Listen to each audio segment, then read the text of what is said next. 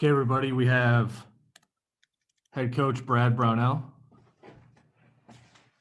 What's up, guys? Hey, Coach, it's David Hey. Hood. Hope you're doing well.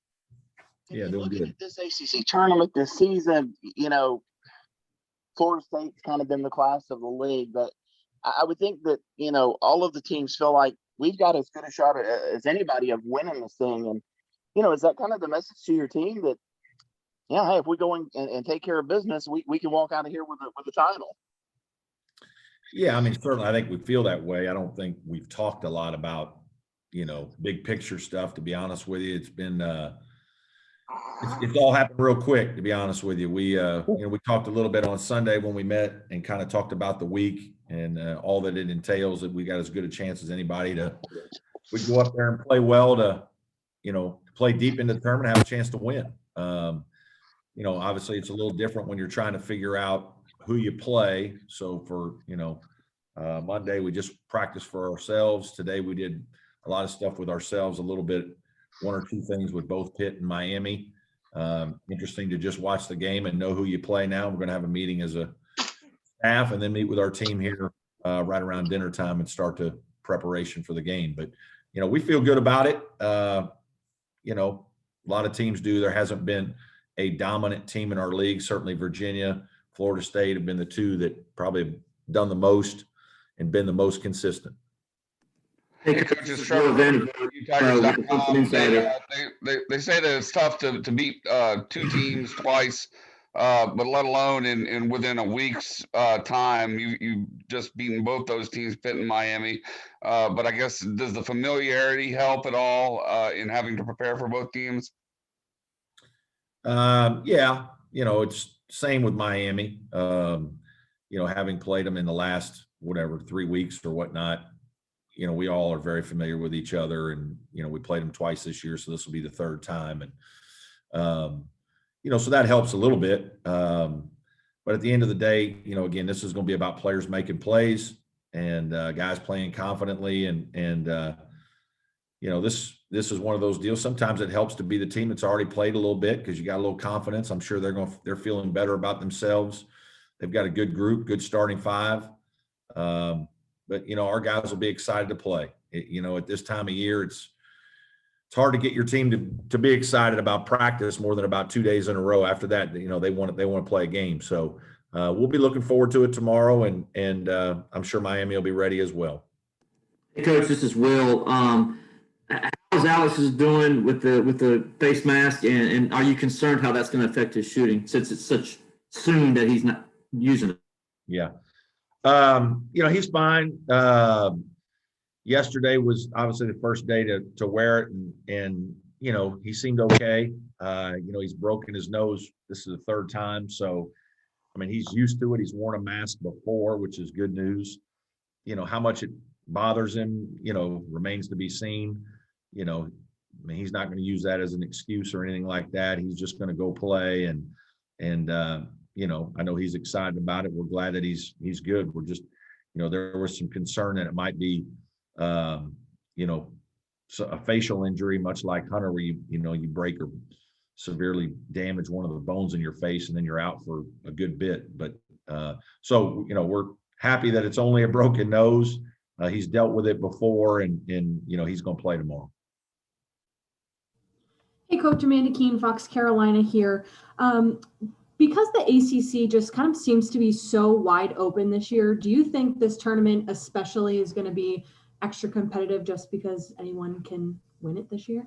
Yeah, I think it's, I think everybody's going to tell you they feel like they can win it every year, but I think this is, the truth serum is more this year that there are a lot more teams that feel like they can certainly play well into the tournament, deep into the tournament, and have a terrific shot. We're one of those. Now you have to play well over several days, but at the end of the day, we just need to worry about the first one. And but we're excited about it. Looking forward to playing here, tomorrow. And I know there are a lot of teams in the tournament that feel the same way. Coach, it's Trevor again.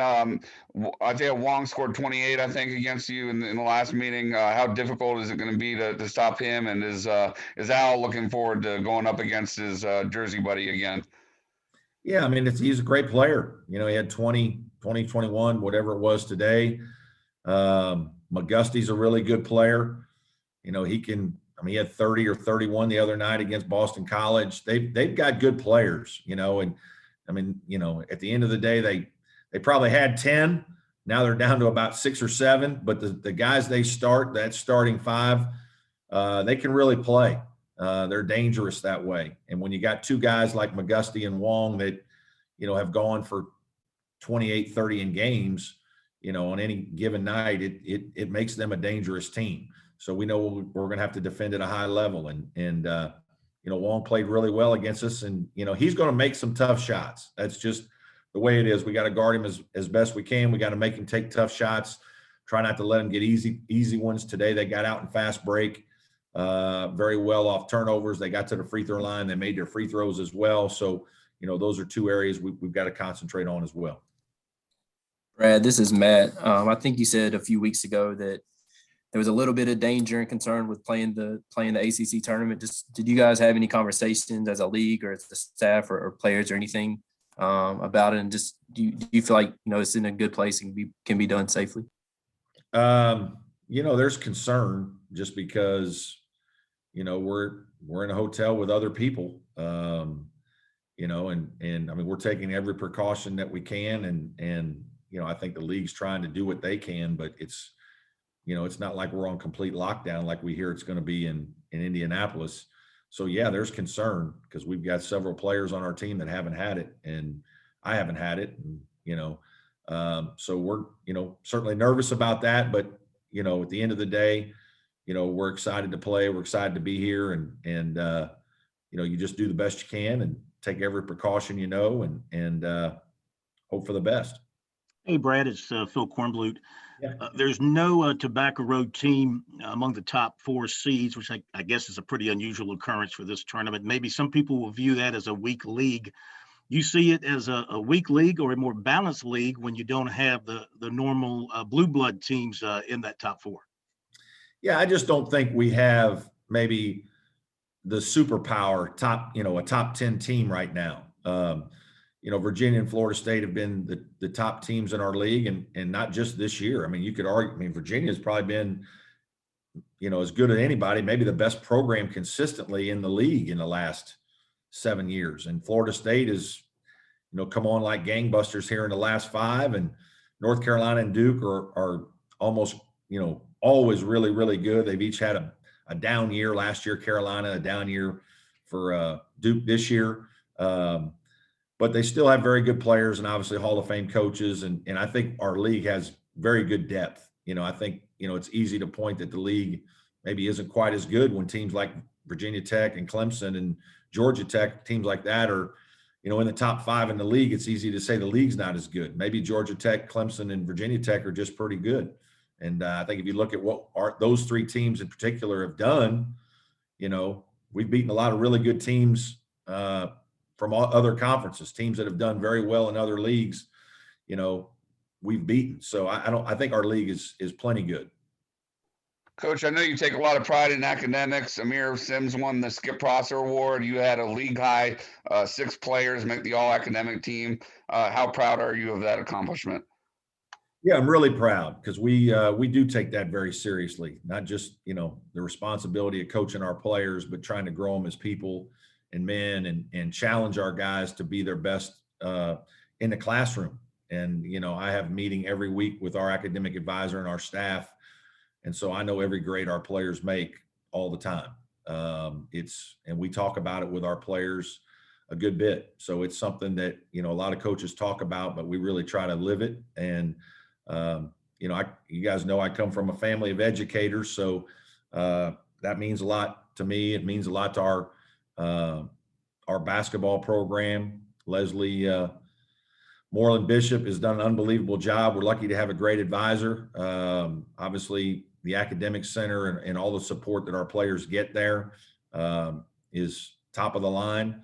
But then at the end of the day, it's like players making plays. It comes down to our kids, doing what they need to do and being responsible and taking their academic responsibilities seriously, and us as coaches challenging them to be their best in that aspect, not just pass classes, but do as well as they can. And so we're really proud of that. Brad, this is Gene in Charleston. Do you embrace your guys looking at the bracketology stuff and having fun with it, or are you trying to discourage that? We don't talk about it a lot. I mean, we have certainly in the last month, we've talked about, where we stand a little bit, but we don't get too in depth with it. The kids do it. I mean, I do it. We all do it. Everybody looks and kind of gauges, what does it look like? What does this mean? What does that mean? But at the end of the day, you can't control any of it. You just control the games in front of you. So we really focus more on that. But certainly, it's not like we don't ever talk about it, but we're not talking about it after every game, like, hey, we won this game. Maybe we moved up a line. We lost this game. We dropped the line, or we really need this game. It's a quad one game. We don't work like that. We just focus on the things that we need to do to win games and let the rest of it take care of itself. And at the same time, try to, keep our guys informed a little bit, but they do a lot of that on their own. Hey, Coach, me and Easton both have a question about the depth. You're talking about Miami with 6 or 7 guys, and you've maybe been into this tournament with that kind of situation before. Is this one of those times where that depth you've built up this year will start to pay dividends? You've got guys that are used to playing minutes in crucial situations, and you can go 10, 11 deep. I hope so. I think teams play different styles, and Miami doesn't play racehorse basketball, so they don't need as many players. They're not picking up full court. They're not in passing lanes. They play more of a contained pack-in defense. They kind of play a methodical, grind you up offense where they really are efficient, run a few things, run them really well, get ball movement, get some ball reversal. And so it's not going to be a factor tomorrow in our game against Miami. Now, if you get, 3 and 4 games into it in 3 and 4 days, then there's going to be a factor a little bit with fatigue and, things of that nature. But 2 games in a row shouldn't be any issue.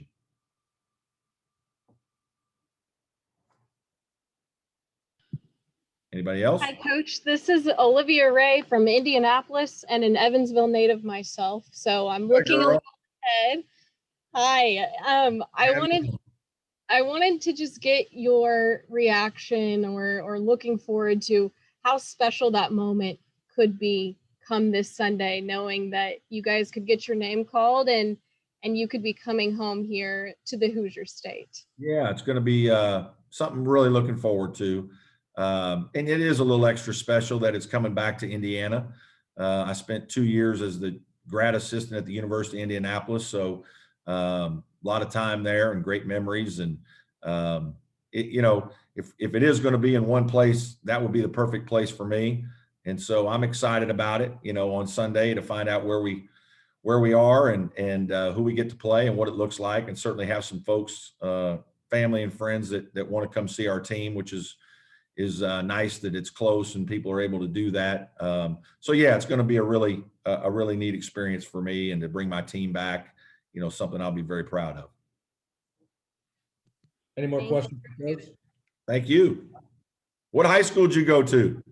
I was a Mater Dei grad. Oh, you're a West Sider. All right. Yes. That's good. That's good. Looking forward to seeing you guys here in Indy, though. Yeah, thank you. Thanks. Any more questions for Coach? Thank you, Coach. Okay, guys. Thank you all. Thanks, Brad. Thanks much.